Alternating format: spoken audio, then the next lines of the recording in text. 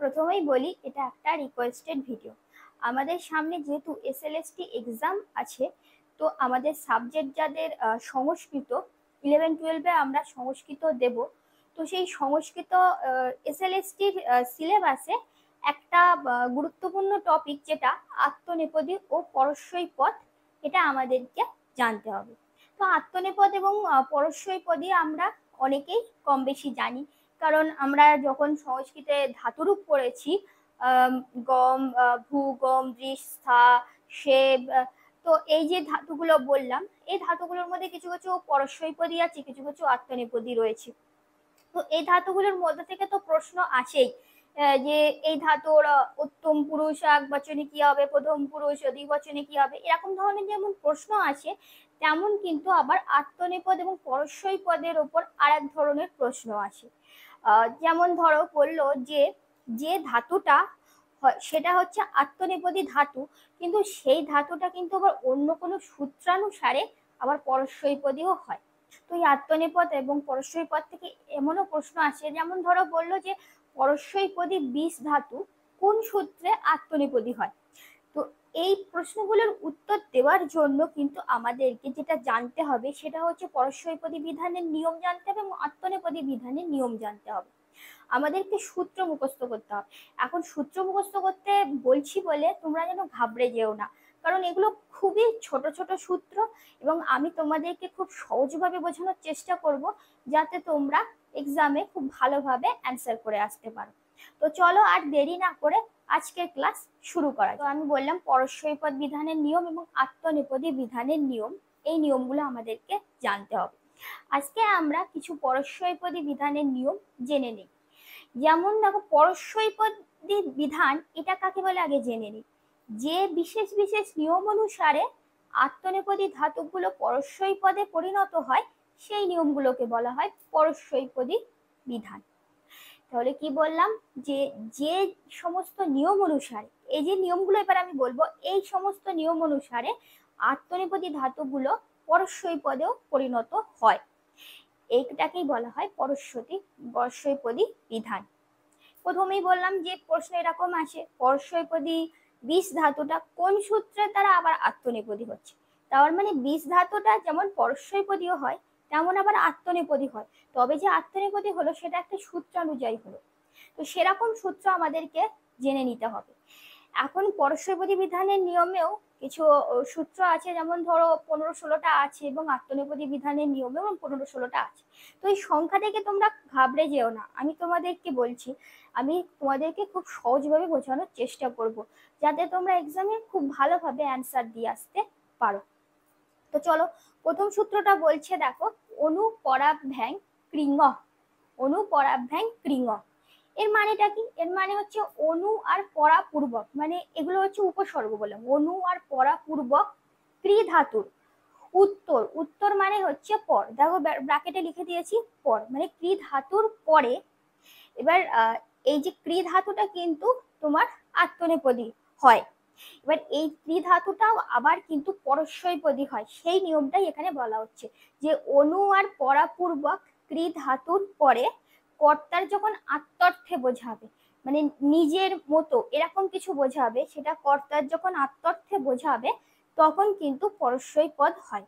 তাহলে কি বললাম, অনু ও পরাপূর্বক ক্রি ধাতুর উত্তর কর্তার আত্মর্থেও পরস্যইপদী হয়। এই জন্য দেখো এখানে ও লিখেছি, ও, তার মানে এই ধাতুটা যেমন আত্মনেপদী হয়, তেমনই আবার কিন্তু পরস্যইপদ হলো। যেমন দেখো উদাহরণ দিলে পরিষ্কার বুঝতে পারে, মাম অনুকরতি, এর মানে কি? সে আমার নকল করে, মানে আমার মতো অনুকরণ করছে, মানে তুমি হয়তো কাউকে দেখে কাজটা করছো, তার মতো করে নিজে করার চেষ্টা করছো, সেই জন্য এখানে হয়ে গেল কি, এটা পরস্যইপদী হয়ে গেল। তাই মাম অনুকরতি, যে বললাম অনু, এই অনু আর তারপরে ক্রি ধাতু, করতি কুরুতক কুরবন্তী, সেইটাই অনুকরতি। আর বৃদ্ধ মেয়ে আবেদন পরাকরতি, এগুলো হচ্ছে কি এই অনুকরতি পরাকরতি, এগুলো পরস্যইপদী হলো এই সূত্রানুসারে। তাহলে এবার বলতে পারে পরীক্ষায় যে ক্রি ধাতুটা আত্মনেপদী ক্রি ধাতু কোন সূত্রানুসারে আবার পরস্যইপদী হয়। নিচে 4টে অপশন দিয়ে দিল, তার মধ্যে তোমরা কোনটা এবার আশা করি উত্তর দিতে পারবে। নেক্সট সূত্র আসি প্রাদবহ। প্রাদবহ, প্রাদবহ মানে কি প্রপূর্বক। আমাদের যে উপসর্গ আছে, 20টা উপসর্গ আছে, প্র, পরা, অপ, সমনি, তো সেরকম প্রপূর্বক বহ ধাতুর উত্তর, মানে এই উপসর্গের পরে যদি বহ ধাতু থাকে তবে কিন্তু আবার পরস্মৈপদী হয়। যেমন হচ্ছে কি নদী প্রবহতি, তিতসন্তি, সবই এগুলো পরস্মৈপদী, তাই নদী প্রবহতি। দেখো প্র আছে, এটা উপসর্গ, তারপরে বহ ধাতু, আর এটা তি হয়ে গেল, লট হয়ে গেল। নেক্সট আসি বাং পরিড্যরম। বাং পরিড্যরম এর মানে হচ্ছে কি বি আং আর পরি পূর্বক রম ধাতুর উত্তর, রম ধাতুর পরেও পরস্মৈপদ হয়। যে রম ধাতুর উত্তর পরস্মৈপদ হয়, মানে রম ধাতুটা পরস্মৈপদ হয় কখন? যখন এর আগে বি আং পরি এই উপসর্গগুলো থাকে। যেমন হচ্ছে দেখো ভৃত্য কার্যাত বিরমতি, মানে ভৃত্য কার্য থেকে বিরাম নিল, মানে বিরতি নিল, বিরমতি। বৃদ্ধ উদ্যানে আরমতি, মানে বৃদ্ধ উদ্যানে আরাম করছে। তাহলে এই যে বিরমতি, আরমতি, এগুলো সবই হচ্ছে কি তোমার পরস্মৈপদ হয়েছে এই উপসর্গগুলো আছে বলে, বি আং আর পরি।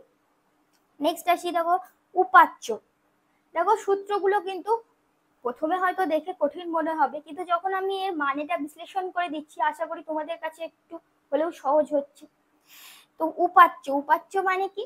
উপাচ্য মানে বলছে যে উপপূর্বক, উপাচ্যই উপ আছে, তাহলে উপপূর্বক রম ধাতু পরস্মৈপদ হয়, মানে রম ধাতু কিন্তু আত্মনেপদী, কিন্তু এটা যখন এর আগে আবার উপসর্গ থাকবে তখন আবার সেটা পরস্মৈপদী হয়ে যাবে।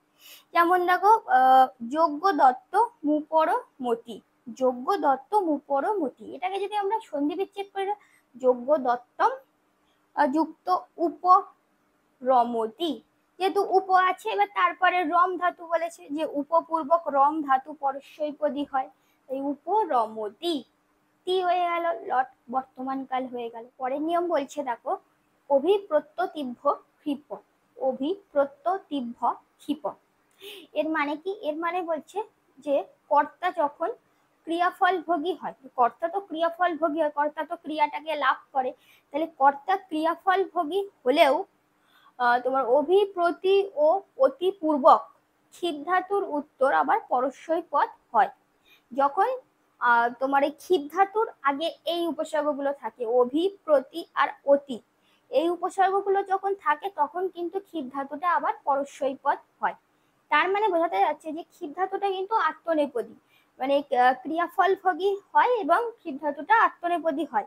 তাই বলে দিল যে কর্তা ক্রিয়াফল ভোগী হলেও, মানে এই সত্যটাও আছে, তাছাড়াও যখন ক্ষিপ ধাতুর আগে এই অভি, প্রতি আর অতি এই ধাতুগুলো সরি এই উপসর্গগুলো থাকে, যুক্ত থাকে, তখন কিন্তু সেটা আবার পরস্মৈপদে পরিণত হয়ে যায়। যেমন উদাহরণ দেখো যে স দানে ন কর্ণম অভিক্ষিপতি, স্বলক্ষম অতি ক্ষিপতি, তাহলে এই যে অভিক্ষিপতি, অতি ক্ষিপতি, এগুলো সবই কি? এগুলো সবই হচ্ছে অভিক্ষিপতি, মানে ক্ষিপ ধাতুর আগে অভি উপসর্গ রয়েছে, অতি ক্ষিপতি মানে ক্ষিপ ধাতুর আগে অতি উপসর্গ রয়েছে, এরকম সেম ভাবে প্রতিক্ষিপতি, ক্ষিপ ধাতুর আগে প্রতি উপসর্গ থাকবে। নেক্সট বলছে পরে ম। পরে ম এর মানে কি? পরাপূর্বক মৃষ ধাতুর উত্তর পরস্মৈপদ হয়, বা পরাপূর্বক মৃষ ধাতু আবার পরস্মৈপদী হয়। যখন আমরা বলবো ধাতুর পরে পরস্মৈপদ বলবো, আর যখন বলবো যে ওই ধাতুটা পরস্মৈপদ হবে না, তখন পরস্মৈপদী হয়ে যাবে। তাহলে পরাপূর্বক মৃষ ধাতু পরস্মৈপদী হয়। যেমন কি স অপরাধম পরিমৃশতি, মানে সে নিজের অপরাধটাকে লুকাচ্ছে, মানে গোপন করে রাখছে, সেটাই বলেছে যে স অপরাধম পরিমৃশতি। তাহলে এই যে পরিমৃশতি, এই পরাপূর্বক, তাহলে এই পরিটা এটা উপসর্গ, আর এই মৃশতি এটা হচ্ছে মৃষ ধাতু, সেজন্য তি হয়ে গেল, তয় হস্যি, লট বর্তমান কাল হয়ে গেল, আমাদের পরস্মৈপদী হয়ে গেল। নেক্সট বলছে বিভাষা অকর্মকাত। বিভাষা অকর্মকাত, অকর্মকাত মানে এর মানে হচ্ছে অকর্মক হলে। এখন অকর্মক হলে মানে কি? যে ক্রিয়ার কোনো কর্ম থাকে না, যে ক্রিয়ায় কোনো কর্ম থাকে না সেটাকে বলা হয় অকর্মক। তাহলে অকর্মক হলে উপপূর্বক রম ধাতুর উত্তর বিকল্পে পরস্মৈপদ হয়। দেখো এর মধ্যে একটা বিকল্পের কথা লিখে দিল, তার মানে কি অকর্মক হলে কিন্তু উপপূর্বক রম ধাতুটা আত্মনেপদী হয়। আবার দেখতে পাচ্ছি যে পরস্বৈপদীয় হয়, তার মানে অকর্মক হলে উপপূর্বক রম ধাতুটা যেমন পরস্বৈপদীয় হয় আবার আত্মনেপদী হয়, এক কথায় বলতে পারি আমরা উভয়পদী হয়। কখন? অকর্মক যখন হবে উপপূর্বক রম ধাতুটা, তাহলে তখন কিন্তু দুটো পদই হয়ে থাকে, আত্মনেপদী এবং পরস্বৈপদী। উদাহরণটা দেখে না, স্বভোজনাথ উপরমতি উপরমতে বা, স্বভোজনাথ উপরমতি উপরমতে বা, তাহলে এই উপরমতি এটা হয়ে গেল পরস্বৈপদী আর উপরমতে এটা হয়ে গেল আত্মনেপদী। আমাদের লাস্ট হচ্ছে নিয়ম অদে প্রতিষেধক। অদে প্রতিষেধক এর মানে কি? এর মানে হচ্ছে অধাতুটা হচ্ছে ভোজনার্থক, কিন্তু অধাতু ভোজনার্থক হলেও যখন ওটা নিজন্ত হয়, মানে নিজ যার অন্তে আছে, তো এই যে নিজন্ত ধাতু বললাম, সংস্কৃতে যে ধাতু আছে সনন্ত ধাতু, নিজন্ত ধাতু, জঙন্ত ধাতু, নাম ধাতু, এই চারটে ধাতু আমাদের পাঠ্য আছে, আমাদের এসএলএসটি পরীক্ষায় সিলেবাসেও আছে, এবং এইগুলো আমাদেরকে খুব ভালোভাবে জানতে হবে। তো এর ওপর আমার অলরেডি ভিডিও আছে, তোমরা অবশ্যই কিন্তু ভিডিওগুলো দেখে নেবে, তাহলে খুব পরিষ্কার বুঝতে পারবে যে ধাতুগুলো কি। যাই হোক, তো বলছে যে ভোজনার্থক হলেও এই অধাতু নিজন্ত যখন হয়, তাহলে বলো নিজ যার অন্তে আছে, নিজ যার অন্তে আছে সেটা নিজন্ত ধাতু। তাহলে যখন ভোজনার্থক হচ্ছে, এই অতটা যেমন ভোজনার্থক বোঝাচ্ছে, এটা যেমন আত্মনেপদী হয়, আবার এবার এটা যখন নিজন্ত হবে তখন উভয়পদী বলে দিল, তার মানে যেমন আত্মনেপদীও হয় আবার পরস্বৈপদীও হয়। সেম যেমন আমরা দেখলাম যে যখন উপপূর্বক রম ধাতুটা যখন অকর্মক হয় তখন উভয়পদী যেমন হয়ে থাকে, সেরকম ভোজনার্থক হলেও অধাতুটাও কিন্তু উভয়পদীও হয় নিজন্ত হলে। যেমন দেখো বলছে মাতা পুত্রেণ অম্লং আদয়তি আদয়তে বা, এই যে আদয়তি পরস্বৈপদ আর আদয়তে এটা হলো আত্মনেপদী। তোমরা বুঝতে পেরেছো যে পরস্বৈপদী বিধানের নিয়মগুলো কিভাবে হচ্ছে, মানে আত্মনেপদী ধাতুগুলো কিভাবে পরস্বৈপদে রূপান্তরিত হচ্ছে, তার জন্য কোন সূত্রগুলো আমাদেরকে জানতে হবে। আশা করি সূত্রগুলো খুব সহজে তোমাদের কাছে আমি উপস্থাপন করতে পেরেছি। যদি তোমরা না বুঝে থাকো, এরপরও যদি তোমাদের অসুবিধা হয় কোথাও বুঝতে, তাহলে কিন্তু অবশ্যই আমাদের কমেন্ট বক্সে জানাবে, আমি তোমাদেরকে সেগুলো আরো ভালোভাবে বোঝানোর চেষ্টা করব। তো পরবর্তীতে আমরা এর আরো যে নিয়মগুলো আছে সেগুলো আলোচনা করব, এবং তারপরে আমরা আত্মনেপদী বিধানের নিয়ম আলোচনা করব, কিন্তু হাতে যেহেতু আমাদের সময় খুব কম, পরীক্ষা খুব সামনে, তো সেই জন্য আমাদেরকে এগুলো খুব তাড়াতাড়ি করে ফেলতে হবে। ভিডিওটা কেমন লাগলো অবশ্যই কমেন্ট বক্সে জানিও, আর যদি ভালো লাগে তাহলে অবশ্যই একটা লাইক করে দিও, কমেন্ট করো, পারলে বন্ধুদের মধ্যে শেয়ার করে দিও। আর তোমরা যারা নতুন এখনো আমার চ্যানেলটিকে সাবস্ক্রাইব করোনি, তারা ঝটপট চ্যানেলটিকে সাবস্ক্রাইব করে পাশে থাকা বেল আইকন প্রেস করে অল নোটিফিকেশন করে দাও, যাতে আমি যখন নতুন কোনো ভিডিও নিয়ে আসবো তোমাদের জন্য সর্বপ্রথম যেন তোমরা দেখতে পাও।